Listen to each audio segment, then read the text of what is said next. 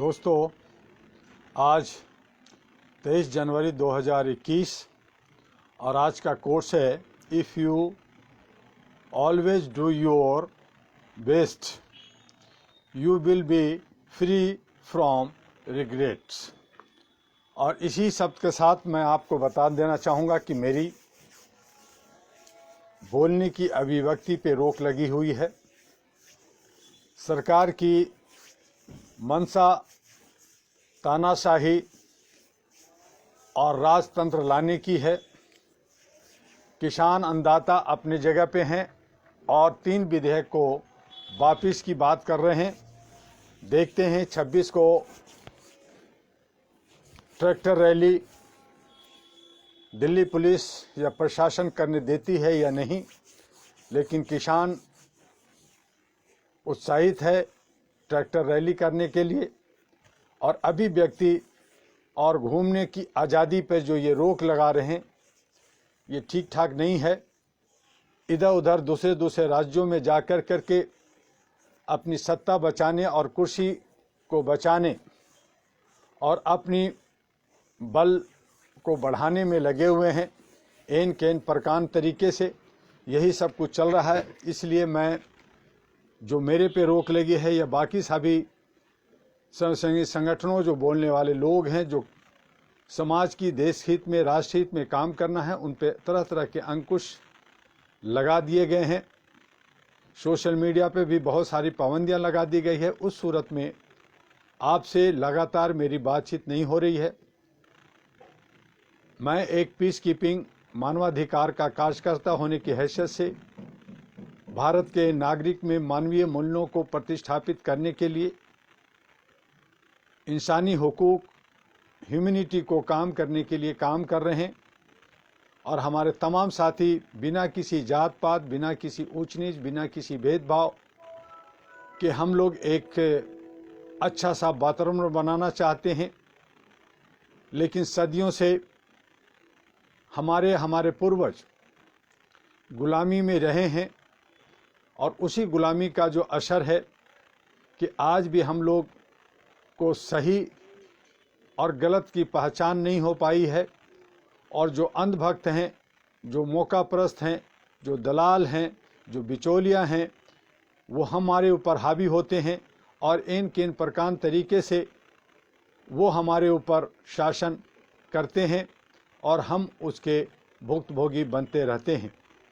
जहाँ पे लोग मूल निवासी दंडित शोषित लोग अपनी बड़ी संख्या दिखाने की बात करते हैं, लेकिन वो सभी के सभी चंद लोगों के चंगुल में फंसे हुए गुलामी के जंग में जकड़े हुए हैं।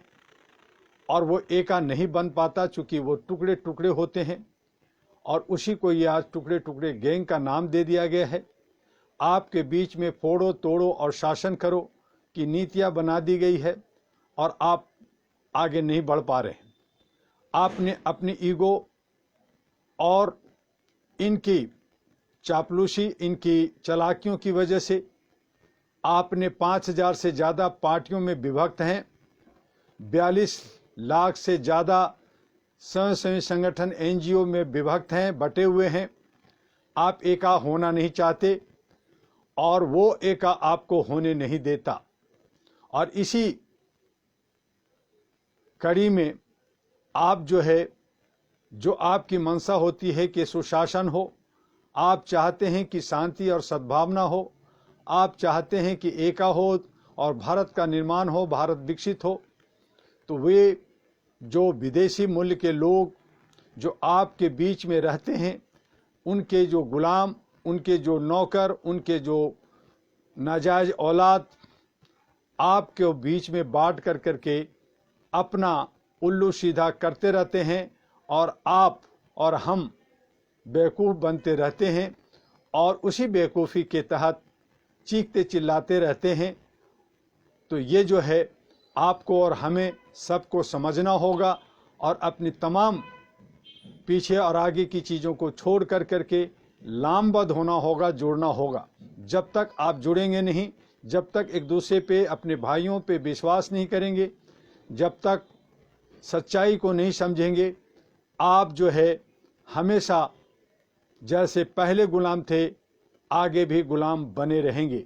तो मेरे दोस्तों, मैं ज़्यादा इस पे नहीं कह सकता, क्योंकि हमारे ऊपर भी बंदिशें हो रही हैं, हमारे ऊपर भी रोक हो रहा है। हमारे कहने के तो बहुत सारे लोग हैं, लेकिन मुसीबत में कोई साथ देने के लिए खड़ा नहीं होता। सभी को सिर्फ ह्यूमन राइट्स के कार्ड चाहिए, उनको जो है टोल टैक्स में फ्री चाहिए, बाकी फ़ायदे चाहिए, दादागिरी चाहिए, लेकिन समाज के लिए, देश हित के लिए कोई आगे बढ़ कर के काम नहीं करना चाहता। और सरकार और जो लोग हैं वो यही चाहते हैं कि आप बढ़े रहें, आप दुनिया भर के केसेज में उलझे रहें और एक दूसरे के दुश्मन बने रहें और गरीब रहें, मजबूर रहें।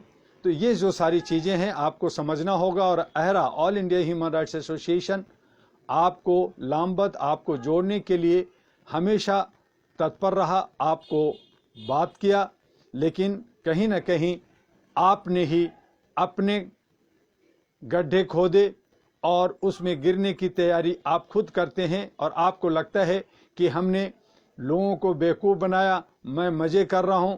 तो ये जो है सोच आपको धरातल की ओर ले जाता है। आइए अहरा के साथ मानव चैन बनाइए, ह्यूमन चैन बनाइए और मानवीय मूल्यों को बचाने के लिए, भारत का निर्माण, भारत को विकास, भारत को सुंदर बनाने के लिए, अपने परिवार, अपने समाज, अपने देश को अव्वल बनाने के लिए एकजुटता के साथ काम करें, बिना किसी भेदभाव का, बिना किसी डिस्क्रिमिनेशन का।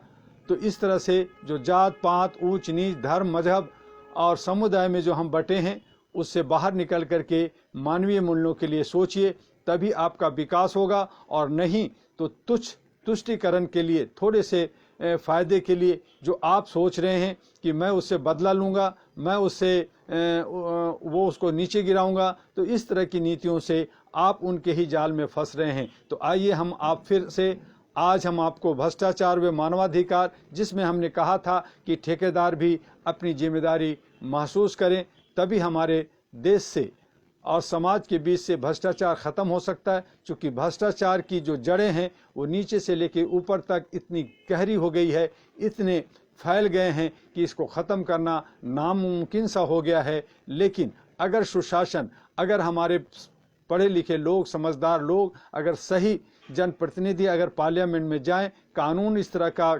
सख्त बने, तो ये सारे भ्रष्टाचार ख़त्म हो सकता है। हमारे यहाँ सरकारी या निजी दोनों क्षेत्र में ठेकेदारों के माध्यम से कार्य करवाया जाता है।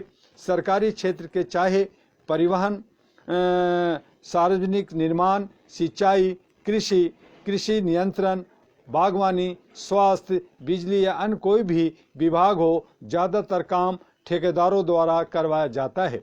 ठेकेदार छोटे भी होते हैं और बड़े भी। ठेकेदारों का संपर्क विभिन्न अधिकारियों व नेताओं से होता है और कुछ ठेकेदार अपने संबंधों का लाभ उठाकर ठेके को लेने, बिल पास करवाने में लगते हैं। कभी कभी ऐसा भी होता है कि सही काम न होने पर भुगतान रुक जाता है, तब ऐसे ठेकेदार अपने संबंधों का लाभ बिल पास करवाने में लगाते हैं। ठेकेदारों की मिलीभगत से तमाम अधिकारी कामों की गुणवत्ता से समझौता कर लेते हैं। ऐसे में जिस सड़क को कई वर्ष चलना चाहिए वह कई महीने में ही खराब हो जाती है। कई जगहों पर पगडंडियों पर डाली गई मिट्टी नाम मात्र की होती है। ऐसी तरीके से सीवर लाइन बिछाने के काम करने में भी ठेकेदार गुणवत्ता का ध्यान नहीं रखते और वे मिली भगत से बिल भी पास करवा लेते हैं। ऐसी स्थिति में ठेकेदारों पर लगाम कसना जरूरी है। बेहतर तो यह होगा कि सरकार स्वयं मजदूरों की भर्ती करे और उन्हीं से कार्य करवाए। ठेकेदारी पर काम करवाने में कभी कभी कामों में गुणवत्ता नहीं आ पाती। वैसे तो हर काम सरकार अपने मजदूरों से नहीं करवा सकती, उसे ठेकेदारों का सहारा लेना ही पड़ेगा। ऐसे में ठेकेदारों पर निगाह रखने के लिए भी सरकार को विशेष ध्यान देना चाहिए। जिस विभाग के कार्य ठेकेदार करते हैं, कार्य पूरा होने पर उसकी गुणवत्ता की जांच अन्य एजेंसियों द्वारा व स्वयंसेवी संगठनों द्वारा करवाया जाना चाहिए। इसके बाद नगर पंचायत, जिला पंचायत या ग्राम पंचायत द्वारा कार्यों को सही मानकर पास कर दिए जाने के बाद ही उसका भुगतान किया जाना चाहिए। ऐसा करने से भ्रष्टाचार पर रोक लगेगी। जहां पर सीमेंट की अधिक मात्रा लगाई जानी चाहिए, वहां पर जो लोग अधिक बालू का प्रयोग करके काम को किसी तरह का पूरा कर लेते हैं, उसके खिलाफ कार्रवाई करने में सहायता मिलेगी। जिन ठेकेदारों के कार्यों को ग्राम पंचायतों, जिला पंचायतों या नगर पंचायतों पास नहीं करती, उनका भुगतान कदापि नहीं किया जाना चाहिए और ऐसे ठेकेदारों को ब्लैक लिस्ट किया जाना चाहिए।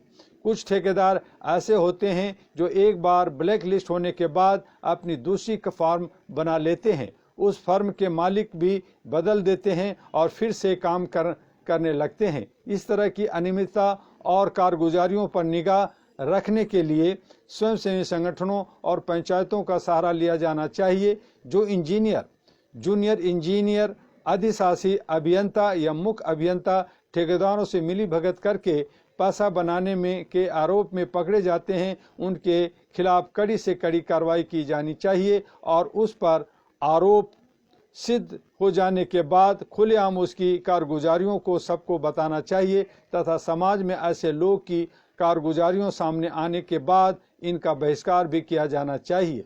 ऐसे लोग जहां देश के लिए घातक होते हैं, वही समाज के नाम पर भी कलंक होते हैं। निजी लाभ के लिए सड़क, पुल, नहर, अस्पताल, विद्यालय या किसी अन्य सरकारी विभाग की इमारतों व अन्य आवश्यक चीज़ों को घटिया सामग्री से बनाकर देश के प्रति घोर अपराध करते हैं। ऐसे लोग मानवता के भी दुश्मन होते हैं। उनके खिलाफ किसी भी तरह की कार्रवाई करने से नहीं हिचकना चाहिए। ये लोग मानवाधिकारों का घोर उल्लंघन करते हैं। इन्हें मानवाधिकारों के उल्लंघन का भी दोषी माना जाना चाहिए। और इसी तरह से अन्य विभाग, जिसमें पुलिस विभाग है, उनके भी जो मानवाधिकता है उनको भी ख़त्म होनी चाहिए। आज हम देख रहे हैं कि अन्नदाता आंदोलन कर रहे हैं, उसे तोड़ने के लिए तरह तरह के हथकंडे अपनाए जा रहे हैं और उनके समस्याओं का समाधान के लिए हमारे जनप्रतिनिधि बगले झाँक रहे हैं। और सरकार जहां जनप्रतिनिधि के लिए, जनता के लिए, देश के लिए हित में काम करना चाहिए, वो जो है सरकार चंद जो ठेकेदार कहें या कॉरपोरेट हाउस कहें या कुछ बड़े बिजनेसमैन, व्यापारी कहें, उनके फ़ायदे के लिए उनके तरीके से उनके बातों को सुन करके काम करते हैं। इससे हमारा पूरा भारत के जो नागरिक हैं वो त्रस्त होते हैं, त्राही त्राही करते हैं और कहीं न कहीं भारत का बहुत बड़ा नुकसान होता है। उसमें जीडीपी नीचे जाता है, उनका विकास रुकता है और हमारे समाज के अंदर बहुत सारी बुराइयां पनपती है। तो उन तमाम चीज़ों के लिए सरकार को सुशासन लाने के लिए ढंग से काम करना चाहिए। जनता के बीच में जनता से राय मशवरा लेकर के उनके हक के लिए अगर काम किया जाए तो बेहतर होगा। और जो लोग ये समझते हैं कि मैं आजीवन नहीं बल्कि कई 100, 200, 200, 500 साल तक शासन करेंगे, तो ये जो भूल करते हैं, ये भूल अब उनके लिए भारी पड़ेगा। चूँकि ये शरीर तो नश्वर है ही, साथ में जनता इतनी जागरूक हो गई है कि वो अब किसी को ज़्यादा, जिस तरह से पहले 100 साल, 50 साल या 200 साल शासन किया, अब वो कोई ऐसा शासन नहीं कर सकता। 5 साल के अंदर ही जनता को पूरी तरह से समझ में आ जाती है कि कौन राजा, कौन जो हमारे जो है लिए हितकर है और कौन हमारे लिए अहितकर है, और उस तरह के सोच कर करके आवाज़ उठाती है और उन्हें बाहर होना होता है। और ऐसी सूरत में जो है, जो सरकार में है, उनके लिए ठीक नहीं होता। और जो कॉरपोरेट हाउस सरकारी तंत्र को मदद करके आगे बढ़ते हैं, आज मीडिया, इलेक्ट्रॉनिक मीडिया आगे बढ़ रही है, उनकी भी बुरी हालत होगी। आज जो आप देख रहे हैं कई चैनल्स जो सरकार से मिलकर करके देशद्रोह का काम कर रहे हैं, उनके भी चेहरे धीरे धीरे खुल रहे हैं और उन्हें जो है देशद्रोही का उस पर मुकदमा होना चाहिए, उनको फांसी होनी चाहिए, लेकिन उनको जो है सह मिलता है। तो इस तरह का शासन ठीक नहीं है, इस पे जो है गौर होना चाहिए। जिस तरह से आप एक गरीब, एक मजमून, एक छोटे से जो है टमाटर चोर, आलू चोर को आप पकड़ करके जेल में डाल देते हैं, उनकी जमानत नहीं होती है, उसका जमानत लेने देने वाला कोई नहीं होता,